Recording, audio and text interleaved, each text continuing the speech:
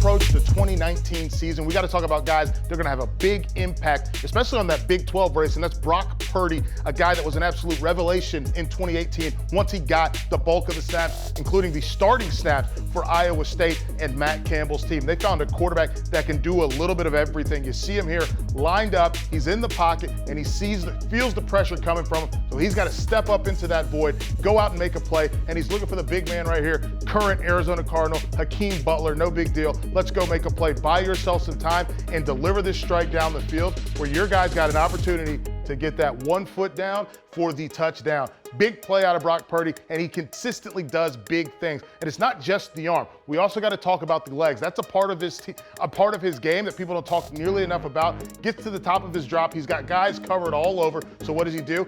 Finds a way to pick up a 4th down. 4th and 4. His team needs to live to play another set of downs, and he goes out there and monsters up on a defensive back, sends him packing, muscles up on the sideline, points for the 1st down. Brock Purdy was a beast in 2018, and I'm expecting even bigger things in 2019. That's why he's such an impact player. Purdy will throw. Downfield for Butler. Makes the catch, and Butler scores! We got to welcome in Max Browne, our college football analyst. Max, how are you doing? Doing great, Michael. How you doing? Doing fantastic. As we get into the topic of Brock Purdy, and obviously we know what he did last season, threw for over 2,200 yards, threw for 16 touchdowns. There's a lot of good and some stuff that he's got to improve on. Let's get right into it. Let's not waste any time. Let's get into this play. One of those things that I'm looking at, and when I watch Brock Purdy, is I see that he takes advantages of the defense's mistakes, and this is a prime example of that, where he's able to hit the ball, hit his guy kind of in that seam on the hash, because the safety makes a misstep. And you're going to see that safety take that false step to the right for no reason. Brock doesn't look that way. Fades to the right. Brock recognizes, I've got one-on-one. My man can win off the line. Let's go make a play. Yeah, to me, it's him taking advantage of, obviously, like you said, a defensive mistake and something that's a luxury as maybe a younger quarterback, maybe not taking him as serious or whatever it may be. But that safety's hugged to the right hash. Brock Purdy's eyes are to the right. He's looking right. He's throwing right. There's no sense of looking off a safety or anything like that. He's not necessarily going to have that luxury moving forward, but give him credit. He punishes the defense, and when you have opportunities like this, you got to make the most of it. But, I mean, Mike, I don't know if you have any take on it, but if you're a safety, what would you like to see this middle field safety do in the next rep? Yeah, not what he's doing. I think the big key here is you watch him, and we see him right there, number 24. You're going to watch him slide to the right for no reason. This is a 2-by-2 formation with a tight end to one side, slot guy to the other side. And in that 2-by-2 situation, you got to play it true to the middle of the field. There's no reason to cheat it, even though the ball is on that far hash. I think the big key here is watching him do that. And I love that Brock Purdy does have the ability when he's gathered to go push this out in front and take advantage, because number 8 is expecting to have someone over top in that seam once that guy gets into the hash. Exactly, yeah. When Brock Purdy's got his feet set, he's able to throw moving forward. He's got a clean pocket. He's dangerous. He's never necessarily going to wow you with his arm strength. But when you got receivers like that open, it makes it for an easy day. Yeah, I mean, it's one of those things. Defense made a big mistake here, but he was able to take advantage of the mistake. And I think that's one of the things you have to do. Thinking about Matt Campbell, thinking about this Iowa State offense, when we get to that next set of plays that I want to show you, the next play, that I want to show you, it's a run play. And I think the cool thing here is the way that Brock's able to operate as we watch this play one more time, not quite a touchdown. I think that the next play is something that Brock Purdy brings to the table that I don't think people talk about nearly enough, and it's the ability to manipulate defense with his legs that you see right here.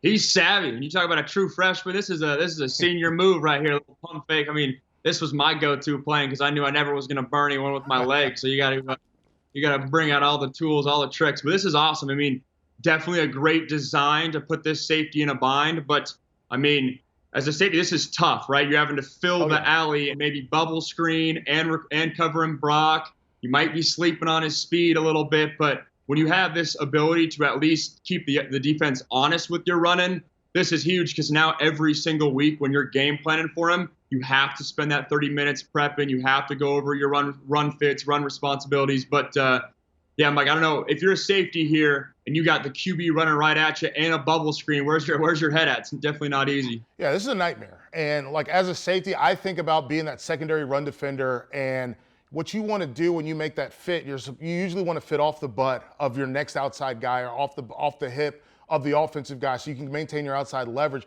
As you see that little gap, that little mini fake is enough to keep him pulled wider than he should be. But the reality is, Max, that alley's too wide for one guy to fill. And I think that's the big thing. As we see 31 come down, you're going to watch the defensive end squeeze hard down because this is Brock Purdy's only his 4th drive of the game. It's only his 4th drive of his career, essentially. And we don't know that he can run. They don't know that he can run. They didn't look at this in practice. They didn't see it on film. They don't know he can run. And so you close down hard as a defensive end to get to the run game that you do know Iowa State has. The safety is recognizing we got a little bubble action. I've got to play to this. And he's able to run between those two players, no problem. And then we get the little jazzy high step into the end zone. But this really puts the defense in a bind because they don't know he can do this. This is as easy as it gets. So it's fortunate for Iowa State to get Brock Purdy in his little mojo, like you mentioned, high stepping into the end zone. But I know offensively, if you're an offensive corner, you're trying to find plays like this anytime you got a young quarterback in the game, or any quarterback for in general, but especially when it's a guy on the road, his first real playing time, finding easy throws, easy running lanes. This is huge, and give Iowa State credit for sure. I love that. And then obviously I'm going to give one more. We're going to one more look at this play. I love the little fake, though. That's some Brett Favre playground backyard, just a little pump fake to make sure to help with the sell. So I love that. As we move to that next play, the big thing for me is he doesn't do everything right. He's done a good job, and I look at him as a guy that 7-2 when he got the primary snaps, 6-2 as a starter. But the big thing here for him, recognizing what your coverage are and recognizing where you're winning. We've got Akeem Butler. We know him, NFL draft. He's an NFL player, plays for the Cardinals now. The big thing for me watching this, I recognize that it's man-to-man because I see this inside defender immediately fly down to the screen look, but we see Akeem Butler with the stutter for the fake block, but he didn't need that. He's one off the line. Brock Purdy's got to recognize how you win, and as a quarterback, Max, how do you recognize where you can win at?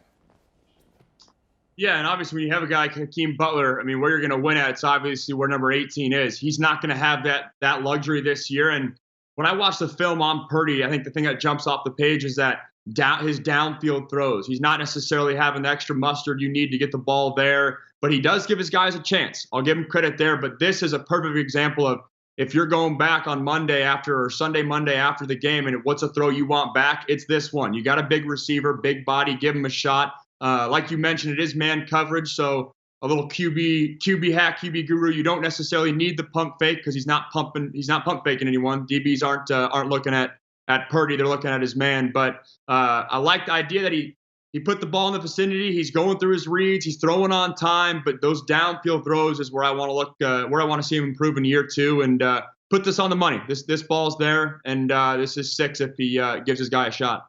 Yeah, that's the big thing for me. I think about it as a defensive back. One, Hakeem Butler's the type of wide receiver that scares me the most. Because it's not just that he's going to outrun me. It's the fact that even when he's covered, I might not be able to do enough to get that ball out of his hands.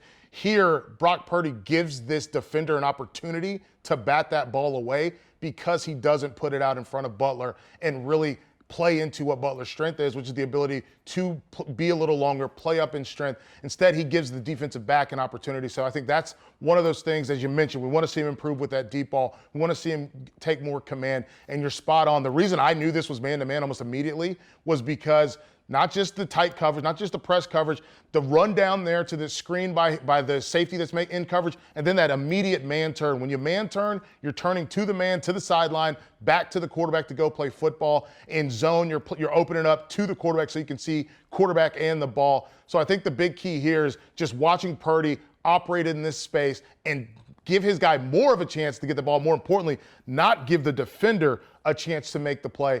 And this is our last play that we're going to see here, Max. This is one of those wow plays for me. So I want you to take me through this because the first thing I notice is the safety getting caught up in that immediate play action. But take me through this as a quarterback. What's your read here, and how do you know when you're going to put the football out? Yeah, this is definitely another schematic win by Iowa State. They're going to bring a run fake to the safety on the bottom of the screen. It forces the safety to run up, and you can tell they've been planning for this the entire week because the receiver on the bottom of the screen is going to stutter, wait for the safety to come down, and then post right behind his head. So as a quarterback, this is one read, right? He knows he's going there the whole time. He's got a run fake. He's going to try to see what that safety does. If he bites down, he's going to throw it right behind his head. It's a great ball, and it gets back to our original point. When you get Purdy on time in balance, he's right in rhythm, clean pocket. Yep. He can make these throws all day. I mean, we just got on him a little bit about maybe the arm strength downfield, but his touch and placement and timing, especially for a young guy, is spot on. So that's not going to go. That's not going to go away anytime soon. But these throws are big time, right? If you're able to drop back, sit in the pocket, and put this ball in the money, this is huge, no doubt. Yeah, as a pro prospect, when I look at Brock Purdy, this is the type of throw that I think can go a long way. It's the anticipation of that safety biting down based upon what you've seen all week in practice, what you saw when you watched film. I want to ask you one last question here, Max, as we watch this play a couple more times. You look at Brock Purdy, you think about the next level. We want to see him improve that arm strength. We know that he can get the job done when he's got a clean pocket. What are your expectations for him going into that 2019 season and beyond? Yeah, it's all those little things we talked about. It's even on plays like these, it's his eyes, right? I mean, he's looking right, he's throwing right. It's not, you haven't seen a ton of maybe looking off safeties and all that type of thing. And I think obviously Iowa State, great receiving core last year. Are they still going to have that with Hakeem Butler going away? He's going to have to carry more of the load. And going into year two, you're not going to get a sense of teams underestimating him or maybe not expecting the run or anything like that. No, they know who Brock Purdy is. They know Iowa State has made a huge step last year, so you're not going to get slept on in 2019. And I want to see him take the next step and elevate down the field. I think is the biggest thing I see with Purdy come 2019. Yeah, I'm looking forward to it. As we talk into real numbers, I'm looking forward to him as the true starter going into the year, pushing over that 3,000-yard mark, pushing over that 20-25 touchdown mark. Folks, this is Tape Don't Lie for Max Browne. I'm Michael Felder. Thanks so much for watching.